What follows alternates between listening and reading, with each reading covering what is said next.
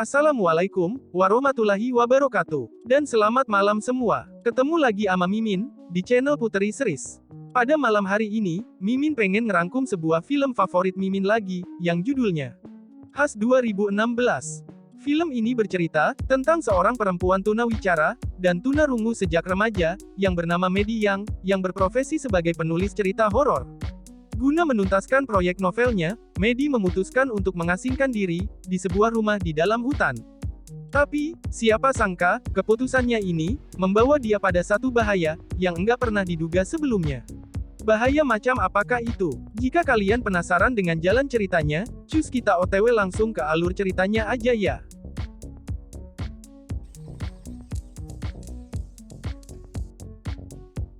Di sebuah rumah, di pinggir hutan, terlihat ada seorang wanita cantik, yang sedang memasak. Dia adalah Maddie. Mungkin, lebih tepatnya, Maddie sedang belajar memasak. Karena, wanita itu masih nyontek-nyontek tipis, ke sebuah resep, di laptopnya. Lalu, enggak berapa lama kemudian, Sarah Green tetangganya, mengirim pesan padanya, jika ia ingin mampir. Dan, Maddie pun, mengiyakan.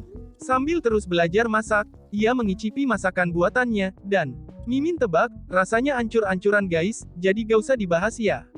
Next, Maddie mencas laptopnya, karena lowbat. Terus, dia lanjut chat tetangganya Sarah, via ponsel. Dan gak lama kemudian, terlihat, Sarah nampak sedang OTW di jalanan depan rumahnya. Sarah datang, karena ingin mengembalikan buku, yang pernah ia pinjam pada Maddie. Selain itu, Sarah juga salah satu penggemar karya-karya Maddie. So, enggak heran kalau dia antusias banget, ngebahas tentang karya Maddie kali ini. Mereka berbincang seru banget, dengan menggunakan bahasa isyarat. Hingga tanpa terasa, hari mulai beranjak petang. Dan, Sarah pun berpamitan, untuk pulang. Setelah melihat Sarah berjalan menjauh, Maddie kembali masuk ke dalam rumah.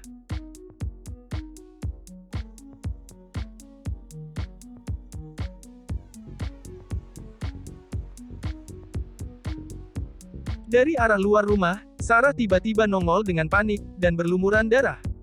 Perempuan itu, berusaha meminta bantuan dengan, mengetuk-ketuk pintu rumah Maddie, tapi, Maddie enggak mendengar. Sarah terus berteriak memanggil-manggil Maddie, agar ia segera membukakan pintu. Hingga akhirnya, sebuah anak panah, tertancap di punggungnya. Enggak berapa lama kemudian, muncul sesosok lelaki bertopeng, menghampiri Sarah yang terluka. Lalu, pria tersebut menusuknya belasan kali, dengan sebilah pisau, tepat di perut Sarah. Setelah menghabisi Sarah, ia lantas mencoba mengetuk-ngetuk pintu kaca rumah Maddie. Lagi-lagi, wanita itu enggak merespon, karena dia memang enggak bisa mendengar. Mengetahui Maddie enggak bisa mendengar, psikopat gila itu mengincar Maddie, untuk jadi korban selanjutnya. Selesai beres-beres rumah, Maddie kembali membuka laptopnya, dan mulai melanjutkan novel yang ingin segera dia terbitkan. Saat sedang konsentrasi terhadap tulisannya, lelaki bertopeng itu kembali muncul di belakang Maddie, namun Maddie enggak menyadarinya. So, Maddie pun santai aja. Perempuan itu, sama sekali enggak sadar, jika ada orang asing, yang berbahaya, yang sudah masuk ke dalam rumahnya.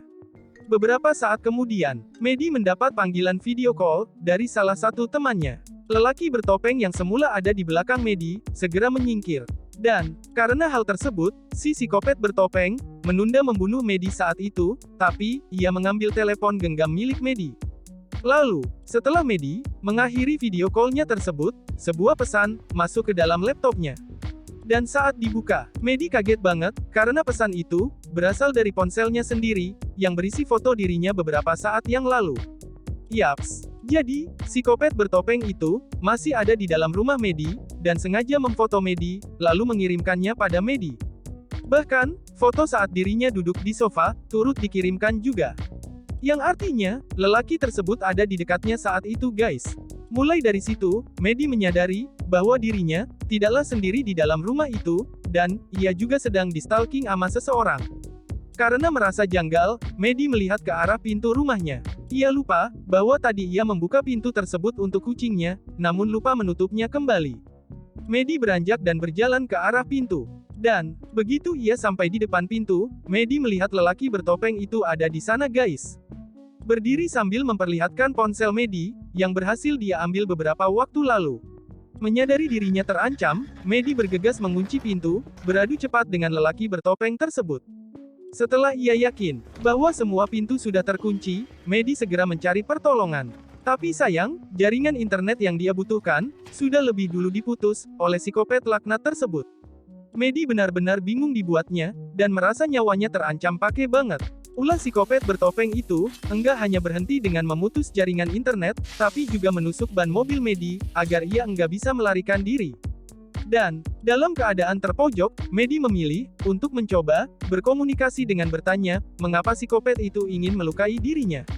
Medi berkomunikasi dengan menuliskan pertanyaan di kaca jendela dengan menggunakan lipstik, lalu disorot dengan senter.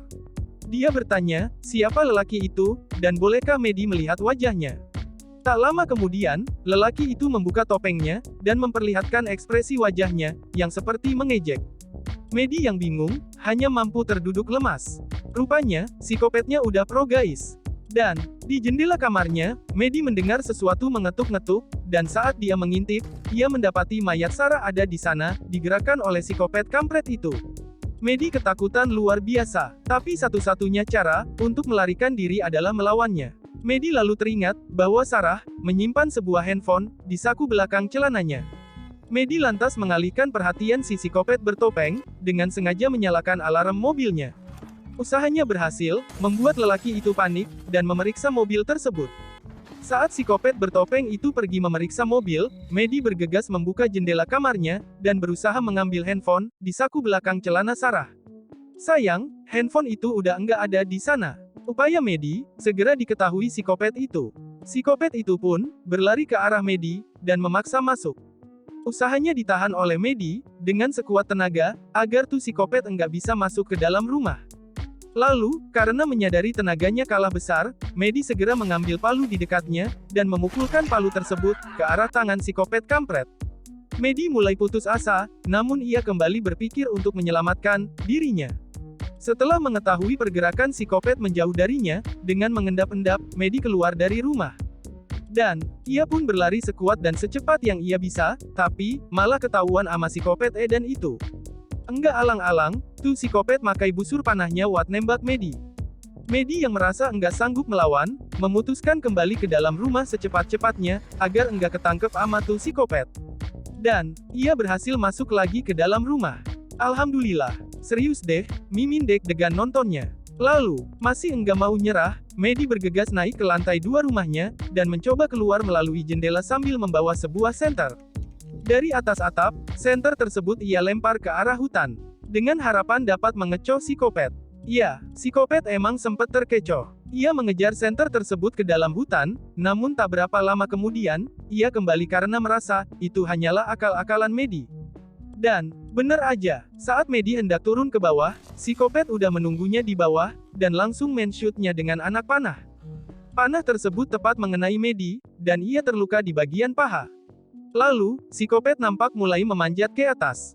Saat mau sampai, busur panahnya direbut oleh Medi. Lalu psikopat didagui, dan terpental lagi ke bawah. Medi kembali menuju jendela kamarnya, dan kembali masuk, dengan membawa serta panah tadi. Lalu, ia mulai merawat lukanya.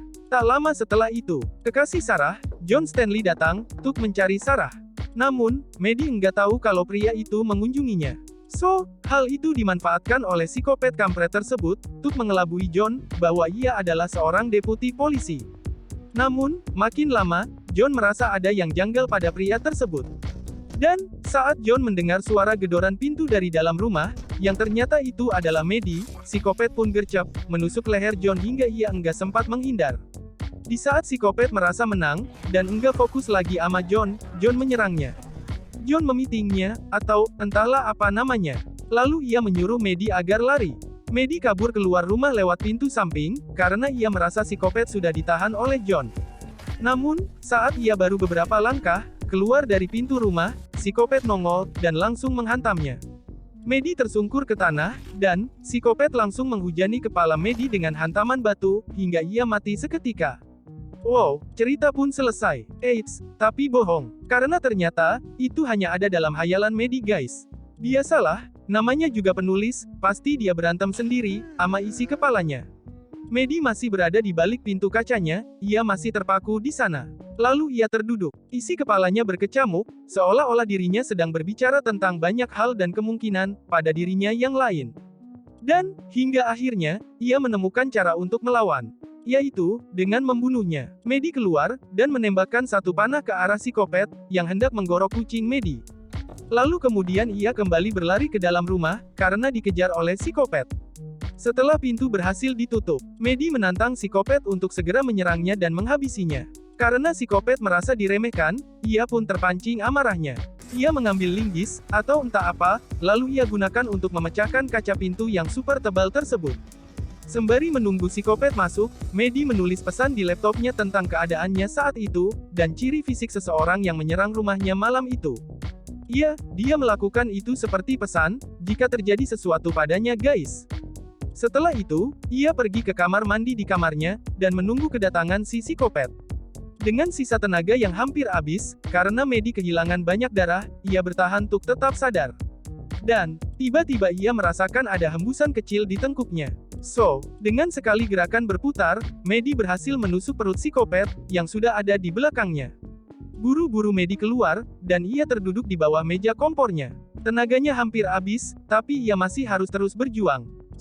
Ketika psikopat kampret nongol, dan hendak menyerang Maddie menyemprotkan cairan cabai ke mata psikopat, lalu ia juga menyalakan alarm kebakarannya, yang disetting dengan suara membahana, yang membuat kuping psikopat dan manusia normal lainnya, berasa tuli mendadak.